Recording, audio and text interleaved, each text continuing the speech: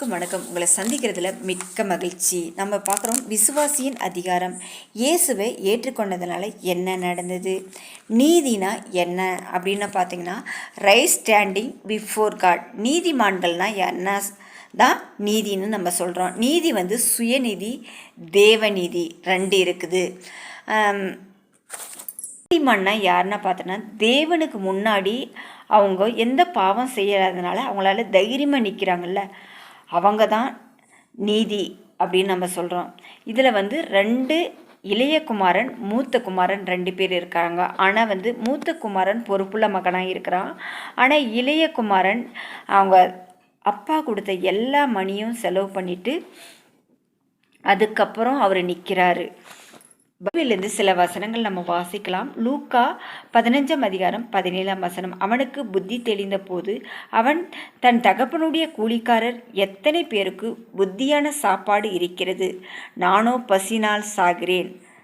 இப்போதான் அவன் உணர்கிறான். அடுத்தது, நான் எழுந்து என் தகப்பனிடத்திற்கு போய்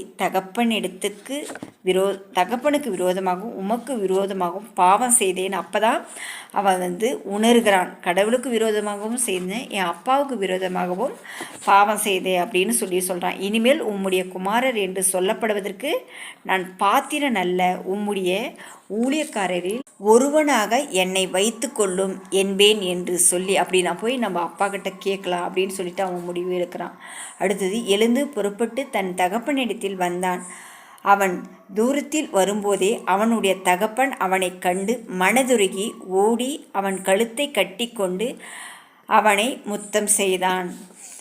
குமாரன் தகப்பனை நோக்கி, தகப்பனே, வரத்துக்கும் விரோதமாகவும் உமக்கு முன்பாகவும் பாவம் செய்தேன், இனிமேல் உம்முடைய குமாரன் என்று சொல்லப்படுவதற்கு நான் பாத்திரன் அல்ல என்று சொன்னான்.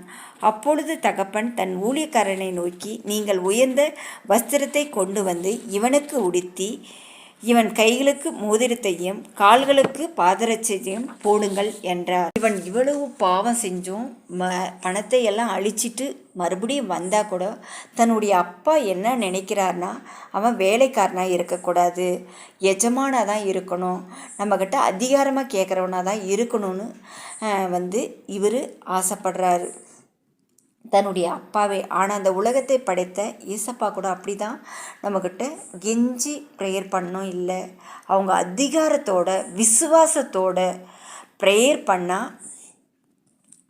பண்ணணும். அவங்களுடைய விசுவாசத்தை மட்டும்தான் கர்த்தர் நம்மளுடைய எல்லாருடைய விசுவாசத்தை மட்டும்தான் எதிர்பார்க்குறாரு. ஆமீன். Bye friends.